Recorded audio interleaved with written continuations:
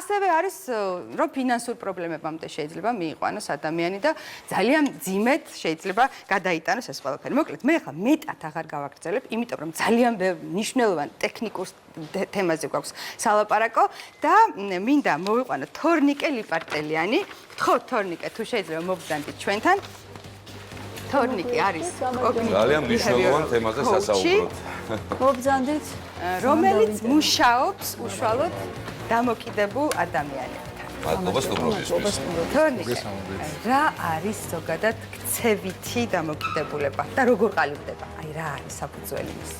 პირველში მადლობა მოწვევისთვის, მართლაც რომ გლობალური და ძალიან სერიოზული აქტუალური პრობლემა არის და წლიდან წლამდე ეს ტენდენცია უფრო და უფრო უარესდება, როგორც გლობალურად, ასევე ჩვენს ქვეყანაში და კარგია რა თქმა უნდა, რომ ინტერესდებით ამ თემით და განვიხილავთ.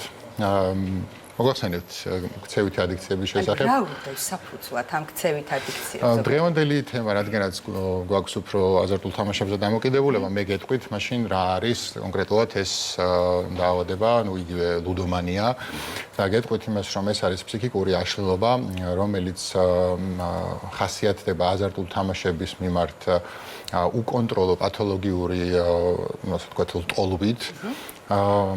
რომელიც შესაბამისად შემდეგ უკვე გადადის დაავადებაში, ის უკვე ძალიან ბევრი წელია მსოფლიო ჯანდაცვის ორგანიზაციამ გაიყვანა როგორც კლასიფიკაცია მიენიჭა როგორც დაავადებას. ხო, იმიტომ რომ აშლილობა ქვია უკვე. ოფიციალურად დიაგნოზია ასე გამოდის. იცით რა არის, ანუ ორად იყოფა რა, ანუ კატეგორიზაცია მოხდა ხო აშლილობა დიზორდერი მე მგონი ერთ და იგივე არის, ანუ არის მწვავე ფაზაში მყოფი ადამიანები და არიან ნუ შედარებით უფრო ესეთი, ასე ვთქვათ, საშუალო ფაზაში მყოფი ადამიანები და ვინც არის ამ შედარებით უფრო ესეთ ფაზაში, აქ უფრო დიზორდერის სახე აქვს, აშლილობის სახე აქვს, მაგრამ მწვავე ფაზა უკვე დაავადებაში გადადის და შესაბამისი მკურნალობა არის საჭირო. ზოგადად მე რამდენადაც ვიცი, ადამიანი მიდრეკილია რაღაცების მიმართ იყოს დამოკიდებული. მეთახვები? ხო, ალბათ, ხო, აბა. და აი 6 წლამდე ასაკში ძალიან მნიშვნელოვანია რაღაც უნარები ჩამოუყალიბოთ. 6 წლამდე ასაკში შეიძლება გამოჩნდეს ბავშვი რამდენად სწორად ვითარდება თუ არა. აი რა უნდა გავითვალისწინოთ 6 წლამდე ასაკში? კი, სწორედ აღნიშნე თიკა, რომ ზუსტად ამ პერიოდში 0-დან 6 წლამდე, როდესაც ფსიქიკის ფორმირება მიმდინარეობს, არის განსაკუთრებით საყურადღებო აღზრდელობით კუთხით ბავშვის და სამწუხარო რეალობა არის, რომ მშობლების უმეტესობას არ აქვს ის ცოდნა და უნარები, რომ ეს ყველაფერი გაითვალისწინოს. და რა გავითვალისწინოთ? ხშირად კეთილინებით არის ხოლმე, რომ უბრალოდ ბავშვი უფრო მიდრეკილი ხდება ამ დაავადების მიმართ. გასათვალისწინებელი არის ერთი ძირითადი ფაქტორი, რომელზედაც შემდეგ უკვე იშლება რა, ანუ ქვეფაქტორებად. თავი არის ის, რომ ჩვენ სწორედ აღნიშნე, რადგანაც ვიბადებით ისედაც მიდრეკილები სხვადასხვა ადიქციების მიმართ, იმიტომ რომ აბსოლუტურად მოწყვლადები გამოდივართ ამ სამყაროში და მშობელი არის ის ერთადერთი ასე ვთქვათ ინსტიტუცია, რომელზედაც ვართ მიჯაჭვულები. მათი პირდაპირი და ესეთი პასუხისმგებლობა არის, რომ ჩვენ გვასწავლონ დამოუკიდებლად ცხოვრება. ანუ კი არ მივეჯაჭვოთ მშობლებს და ყველანაირი ასე ვთქვათ ცხოვრებისეული გადაწყვეტილება, ну, აქ ძირითადად არის უფრო სტრესთან გამკლავების ფაქტორები. ანუ დამოუკიდებელ უნარჩვევებს რომ ვაჩვევთ ბავშვს, ეს ნიშნავს, რომ ვაჩვევთ მომავალში შეიძლება არ იყოს მიდრეკილი და დამოკიდებულებები. ხაზს გაუსვებდი სტრესთან გამკლავების, ასე ვთქვათ, ჯანსაღ მექანიზმებზე რა და ტკივილთან და ზოგადად ნეგატიურ ემოციებთან გამკლავებისთან დამოუკიდებლად გამკლავების მექანიზმებზე, რადგანაც ეს ყველაფერი თუ ბავშვობიდანვე არ იცის მან და რა ვიცი, მარტივ მაგალითზე რომ მოგიყვანოთ, აი პირველივე ტანტრუმზე რომ სასტრაფოთ რომ მივარდებიან და ეგრევე რომ გადარჩენას და დახმარებას თხოვ. ანუ მშობლისთვის რთულია რომ უყუროს ბავშვი პირობითად როგორ რაღაცა ტირის ან რაღაც განიცდის ნეგატიურ ემოციებს მესმის. იმიტომ რომ თვითონაც გადმოდის მე ეს ნეგატიური ემოცია მასზე და ცდილობს რომ სასტრაფოდ გამოვიდეს აქედან ამ მდგომარეობიდან. თუმცა უმჯობესია რომ მან ხშირ შემთხვევაში განიცადოს ეს ნეგატიური ემოციები, რაღაცნაირად მიხვდეს რომ სამყაროში ეს ჩვეულებრივი მომენტია და მე უფრო მეც გეტყვით რომ ნეგატივისკენ მიდრეკილები ვარ ჩვენ არ ვართ ბედნიერებისკენ ჩვენი ტვინი არ არის ბედნიერებისკენ მიდრეკილი ჩვენი ტვინი არის ნეგატივისკენ მიდრეკილი მიდრეკილი არის მუდმივად უკმაყოფილებისკენ ანუ კმაყოფილების განცდა ბავშვებში თითქოს აღარ არის ანუ აღარ ყოფნით ის რაც აქვთ და გაცილებით მეტი აქვთ ვიდრე წინათაობებს გქონდა ხო ჩვენ და აი ეს მუდმივად განახლება ეს აღარ მეყო ეხა ეს მინდა 15 წუთში მოვიმწვანე მშობლებიც ამას რო ეთანხმებიან და ხელს უწყობენ სიტყვაზე ხო არის ჭყალებში ეს სიტყვა რო ატუტუცებენ თავის შვილებსო ხო გაგიგიათ ესეთ რომ ყველა ეს გინდა ანუ ესეც მოქმედებს რა თქმა უნდა მოქმედებს ეს არის ჰიპერმზრუნველი მშობელის ფენომენი როდესაც ბავშვს ისევ იქ მივდივართ რა რომ გადამრჩენლის როლს ჩვენ ბავშვს რაღაცა როგორც კი მოთხოვნილება გაუჩნდება რაღაცას ეგრევე უკმაყოფილება ანუ ბავშვს იმის შეგრძნება აქვს რომ უბრალოდ მოითხოვს რაღაცას და ერთ წამში სამყარო მას აჯილდოებს და ანუ სწრაფჯილდოს ეჩვევა შესაბამისად სწრაფი ჯილდო არის მაპროვოცირებელი პირველ რიგში ზუსტად შემდეგ უკვე სხვადასხვა ტიპის ქსევითი ადიქციების გამოვლინების ხო როდესაც მოზარდობაში რაღაცა პირველ ტკივილს პირველ წყენას პირველ გაუგებრობას განიცდის მას დამახსოვრებული აქვს რომ მან სწრაფად უნდა მოაგვაროს ეს პრობლემა ამიტომ რომ სხვანაირად არ იცის შესაბამისად სწრაფად ეს პრობლემა არ გვარდება და მიდის ტელეფონში მიდის ალკოჰოლთან აი რა გავაკეთოთ მოზარდობის ასაკში ან ყველაზე ერთი რთული პერიოდი მოზარდობის ასაკში დგება რა ვქნათ როდესაც ხვდებით რომ ბავშვი სულ მიჩვეულია რომ გარემო მოუგვაროს დაულაგოს ყველაფერი რა 6 წლამდე ეს ვერ მოგვარი მე უფრო წავიდოდი ისევ იმ პატარა ასაკში იმიტომ რომ პრევენციული ნორმების კუთხით უფრო სწორი იქნება თუ 0-დან 6 წლამდე გავაკეთებ ისევ აქცენტს და ისევ იქ ვასწავლიდი ბავშვს როგორ უნდა გამომკლავდეს სტრესი მე უკვე გვიანია რა და თუ დაგვიანებულია რა გავაკეთო ახლა უკვე 15 წლის არის მაგალითად ანუ თუ დაავადება ჩამოყალიბებულია ანუ დიზორდერი და ვარქვათ თუ აშლილობა ხო აი თუ ჩამოყალიბებულია მე უკვე ამის მხოლოდ მშობლის პრევენციული ნორმებით სამწუხაროდ პრობლემა არ გვარდება აქ უკვე პროფესიონალური დახმარებაა საჭირო და აქ უკვე ბავშვი უნდა მივიყვანოთ რაღაცა ისეთ დაწესებულებებში რომლებიც ამაზე სპეციალიზირდება ბასიკოს რაღაცის ჩართვა უნდა გამოცდილია არა ეს რა მე აქ მე თამაშთან დაკავშირებით არაუდომანიასთან უფრო კომპიუტერულ თამაშად მაშინ საერთოდ კომპიუტერი მე როცა ახალი შემოსული იყო და ახალი ხილი იყო და მოკლედ აქედან გამომდინარე აი რამდენი წლის იყავი როდესაც დაიწყო აი ახლა 19-18 აი დაახლოებით ასე მაგრამ საქმე იმაში არის რომ მაშინ იქ მე სურვილი მქონდა რომ რაღაცა ხო არის რაღაცა ლეველის გავლა და რაღაცა რომ კარგად გამეკეთები და აი ამას შევძლებ ამას გავაკეთებ და სანამ იმას არ მივაქცევ ის მომენტი კი და ეს არ ხდება იმიტომ რომ რთულია ხო რაღაცების კეთება იქაც ესე არის გაკეთებული მე ამას მივხვდი რომ დავიღალე აღარ მომეწონა და გავანებე თავი მაგრამ ლუდომანიის შემთხვევაში საერთოდ სხვა რაღაცა იყო ადრე თუ არსებობდა რაღაცა ადგილი სადაც უნდა წასულიყავი და ამით ამ საქმით დაკავებულიყავი ეხლა ტელეფონში შემოვიდა ჯიბეში ეხლა შემოვიდა სახლში და აი ეს ამან კიდე უფრო გაართულა დარწმუნებული ვარ მდგომარეობა იმიტომ რომ აღარ უნდა წახვიდე არსად ონლაინ კაზინო არსებობს სიტყვაზე ონლაინ ბეთია რაღაცას დადებ რაღაცას იმას იზავ და ანუ გინდა არ გინდა ერთი ღილაკის დაჭერა თითქოს თან ღილაკს ისე აწვევი და ის ფული ხო არ ჩანს უცებ მიდის და ეს არის ძალიან ცუდი შეგრძნება დარწმუნებული ვარ და ამან გაართულა ალბათ ხო ეს არის ხელმისაწვდომობის გაზრდა რადგანაც ხელმისაწვდომობა გაიზარდა ამ სერვისებზე შესაბამისად ამას მოყვა გაუარესებული სტატისტიკა მოხმარებლების კუთხით ადამიანების ჩართულობის კუთხით იმიტომ რომ თქვენ მართალი ხართ რა ანუ ადრე მაგალითად თუ აქვს პირველი ხარ რაც მახსენდება ეს არის ნიუ-იორკი და ატლანტიკ სიტი რა ანუ ნიუ-იორკში არ არის საერთოდ კაზინოები ადამიანს უწევს რომ წავიდეს მანქანით ქალაქიდან გავიდეს სხვა ქალაქში რომ აი ეს მისი მოთხოვნილებები ეს დაიკმაყოფილოს ხო ეს აზერტი და რაღაც გაერთოს ზოგ ქვეყანაში საერთოდ აკრძალულია ზოგ ქვეყანაში საერთოდ აკრძალული არის და ქალაქში საერთოდ ვერც ნახავთ ამას და ასე შემდეგ და ეხლა უკვე ჯიბეში რო გადმოგვივიდა ეს კაზინო და აი აქ რო შემელია ეხლა რო 5 წუთში გავხსნა და აქ მარტო კიდე მთავაზობენ რეკლამები ფილმს უყურებ და იქაც თავაზობენ აბა ამას კიდე დააჭირე და აი ეს მოვიდა მეგობრებო რომ არ მნიშვნელოვანი არის ბევრი მშობელი გვიყურებს ახლა მოზარდის აი რა გავაკეთოთ როდესაც მოზარდიშვილი გყავს შეიძლება დავაკელით რაღაცა 6 წლამდე ასაკში შეიძლება არ დავაკელით მაგრამ მაინც ძალიან შიშით უყურებენ მშობლები რა არის აუცილებელი რომ არ მიეჯაჭვას ჩემთან ბევრი ადამიანი მოდის და ამბობს რომ სულ კომპიუტერში აი რა ვქნათ ასე პირველი რაც მახსენდება ეს არის ციფრული დეტოქსის ფენომენი ეგეთიც არსებობს ხო არსებობს ესეთი ფენომენი, რომ ნუ აქ არის სახლში როგორი გარემო, ანუ მოზარდი ბავშვი არ აქვს მნიშვნელობა, სარკის ეფექტით უყურებს მშობელს და მისგან იმ ქცევას იმეორებს, ანუ იმას გულისხმობ, რომ თუ დედა, მამა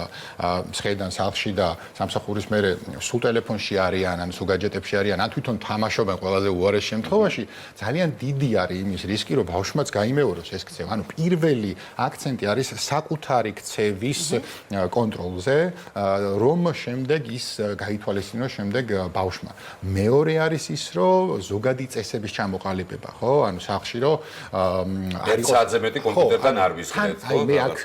მე აქ გავამახვილებ ყურადღებას უფრო დამსახურებულ და დაუმსახურებელ ჯილდოზე, იგივე დოფამინის მიღებაზე, ხო?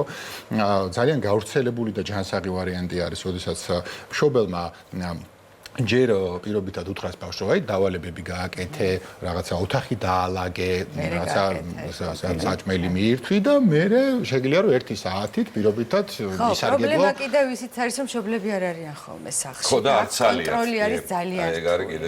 ასევე ძალიან ხშირად წამიკითხავს სოციალურ ქსელებში ქალების ჩივილი მისი ქმარი ან მისი ძმა ზრდასრული ადამიანი 24 საათი ზის და ვიდეო თამაშს ან ვიდეო ფეხბურთს. ეს არ არის მხოლოდ ბავშვების და თინეიჯერების პრობლემა. ანუ სახლში ეს მოცემულობა არის და ძალიან ბევრი ქალი წუხს ამაზე.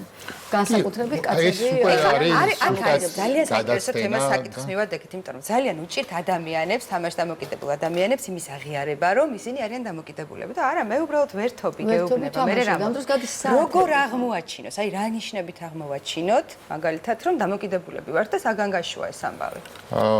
კარგი კითხვაა და რავი, ეხაც თუ ვინმე გვიყურებს და აინტერესებს ეს საკითხი და ოდნავ მაინც ფიქრობს, რომ მე ხომ არ მაქვს რაღაცა მსგავსი რაღაცა, ესეთ რაღაცას ვეთყოდი, რომ უბრალოდ დააკვირდით თქვენს პირველ რიგში დროს, ანუ რამდენ დროს უთმობთ ამ აზარტულ თამაშებზე თუ არ საუბარი ამას, იმიტომ რომ მოცულები არიან ადამიანები, ანუ მხოლოდ დროით არა, კოგნიტური პროცესების კუთხით, ფიქრებით, სურვილებით, ემოციებით, სულ თამაშთან არიან, ამით არიან მოცულები. ხო, ეს კომპულსიური დაავადება არის, ამის გარდა სხვა არაფერი არ აინტერესებთ.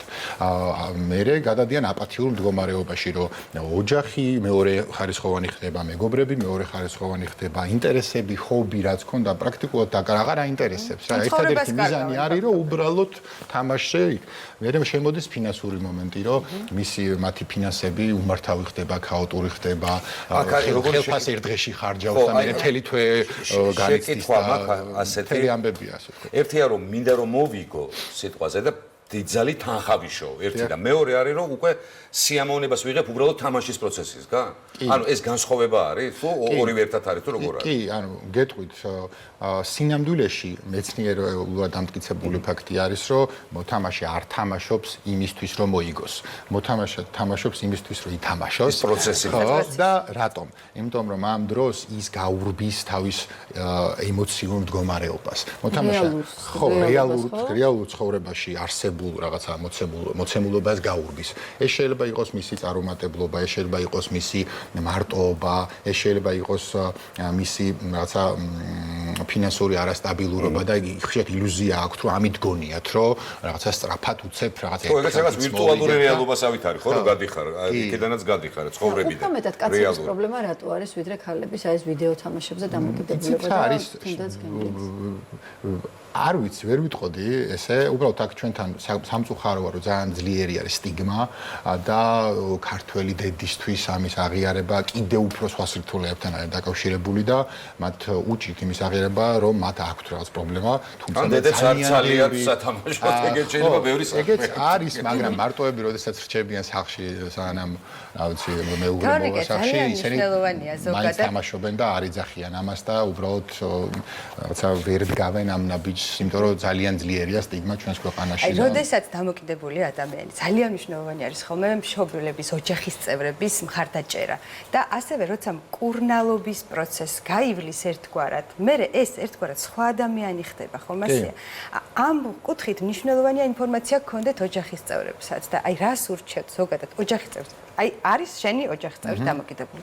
რა სახის მხარდაჭერა ჭირდება? სკანდალით არ ეშველება დარწმუნებულია. პირველ რიგში რასაც აღნიშნავდი არის ის, რომ მიდგომა არის შესაძლებელი ამ ადამიანების მიმართ რა. ანუ ეს ადამიანები დღემდე აქაც მუშაობს სტიგმად აღიქმებიან როგორც რაღაცა ცუდები, კრიმინალები, რაღაცა არასანდოები და ასე შემდეგ და ამ ადამიანს ისედაც თავის გაჭირვება აქვს, ისედაც ემოციურ ტკივილშია, ფინანსურ კრიზისშია, სოციალურად არა ხო და ამ დროს რო ჩვენ წნეხს ვაძლიერებთ და კიდევ უფრო რო ასე ვთქვათ მიუთითებთ მის ნაკლოვანებებს, ეს არ არის პრობლემის მოგორება, ეს პირიქით მის ნაცნობ ნეგატივთან გამკლავების მექანიზმს აქტიურებს, რის გამოც გახდა ზოგადად დამოკიდებული და უბრუნდება ისევ თამაშს. ეს საათების აკრძალვა, ჩხუბი, ეს ყოფილი მარტივი პასუხია, როდესაც კბილი გტკივათ, რას აკეთებთ? ექიმთან მივდიხართ ექიმთან, ხო? შესაბამისად, აქაც აუცილებელია პროფესიონალების ჩართულობა, რა. გრძელვადიანი გამოძახილება. ვისთან უნდა მივიდეს? ფსიქიატრთან უნდა მივიდეს, ქცევით თერაპევტთან უნდა, ვისთან უნდა მივიდეს აი ადამიანს? ნუ ფსიქიატრთან მისვლა, აი ეს უკვე დანიშნულებით ხდება თუ მას პარალელურად აქვს მენტალური ჯანმრთელობის პრობლემებიც, ანუ შფოთვები, დეპრესიები, აკვიატებული ფიქრები ან ასე შემდეგ, თუმცა სავალდებულო არ არის. პირველ რიგში სარეაბილიტაციო ცენტრები არსებობს, საბედნიეროდ, 10 წლის წინ სხვა სიტუაცია იყო საქართველოში, მაგრამ დღესდღეობით უკვე მომრავლდნენ სპეციალიზებული ადამიანები, რომლებიც დამოკიდებულების მკურნალობის, ასე ვთქვათ, ცენტრები. შეიძლება მკურნალობა? კი, რა თქმა უნდა, არსებობს შედეგები, რომლებიც აგერ უკვე 10 წლის მანძილზე, როდესაც ეს სფერო ვითარდებოდა და საქართველოში პოპულარიზაცია ხდება, უკვე გვაქვს ჩვენ არაერთი, ასე ვთქვათ, და მე ვიტყოდი ათეულობით და შეიძლება ასეულობით ოჯახი. მე მეგონა რომ ამას ვერაფერს მეთოდი ძალიან მოკლედ თუ შეგიძლია რომ გითხრა როგორი არის, როგორ მკურნალობა. ეს არის ქცევითი ადიქციების შემთხვევაში სხვანაირი მეთოდოლოგია არის, ქიმიურ ნივთიერებებზე რა თქმა უნდა, მაგრამ ადამიანი რო ამბობს, რომ რა გინდა ქალბატონო, ქალოს მიმართვით ხო არ ვეწევი არ ვსვა, გარეთ არ გავდივარ, სახლში ვზივარ, ხო? რას ვაკეთებ? სახლში ვზივარ და უბრალოდ ვთამაშობ. ესეთია დამოკიდებულება. როგორ უნდა მივახვდეთ, რომ ეს არის პრობლემა? თქვენი ძახით ისევ იმას, რომ ამას აუხსნათ, ისიც არის. იმდენ ხო უნდა წამოვიდეს თუნდაც რეაბილიტაციო ცენტრში, რატო სახლში რო ვარ და ვთამაშობ, ამიტომ წამოვიდე? ტკივილია რა, საჭირო. ჩვენ ფსკერს ვეძახით მაგას რა. ანუ ადამიანმა უნდა განიცადოს ეს ტკივილი, უნდა შეეხოს მას რა, უნდა მიხვდეს, რომ ის კარგავს ცხოვრებას დღიდან დღემდე და სანამ ვერ მიხვდება არაფერი არ შეიძლება. კი, არის ეგეთი რამოდენიმე кейსი, რომ აი ოჯახის ჩართულობით და რაღაც მოუყანიათ და რაღაცა, მაგრამ აი თვითონ ადამიანი როდესაც აღიარებს ამას, ამ შემთხვევაში არის ყველაზე ესეთი და თორნიკე ბოლოს შეკითხვა მაქვს, რა არის მთავარი გზავნილი, რომელიც შეიძლება ჩვენ ახლა დღეს ვუთხრათ თამაშ დამოკიდებულ ადამიანებს? მთავარი გზავნილი ალბათ ჩემი იქნება ის, რომ ეს ადამიანები ამ ადამიანებს არ უნდათ რომ გამოსულიყვნენ და გამხდარიყვნენ ესეთები. ეს აბსოლუტურად მათ მიუხედავად, ანუ ქვეცნობიერი პროგრამებით, ასე ვთქვათ, და პროცესებით, რომლებიც გენეტიკიდან იწყება ჯერ კიდევ ეს მედრიკილება და შემდეგ უკვე აღზრდილობითი სტილი, ოჯახური გარემოებები და სხვადასხვა ფაქტორები მუშაობს ამ დაავადების ჩამოყალიბებაში, უბრალოდ ესეთები ჩამოყალიბდნენ, მოდი ესე ვთქვათ და არ განკიცხოთ, არ გავაკრიტიკოთ, არ გავრიყოთ. იარაღები არ მივართ. ამ ადამიანებს პრობლემა აქვს, რა ხშირ შემთხვევაში დაავადებაც აქვს, ან აშლილობა აქვს, ან დაავადება აქვს, ან დახმარება ჭირდებათ. როგორც, რა ვიცი, კიბოთი დაავადებულ ადამიანს უნდა მკურნალობა, როგორც შაქრიანი დიაბეტის მქონე ადამიანს ჭირდება იგივეა დაახლოებით, უბრალოდ სხვა კლასიფიკაციაა. ამიტომ ითხოვეთ დახმარება, ხალხო, არ არის უხერხული პირიქით თქვენი ცხოვრება რადიკალურად შეიცვლება.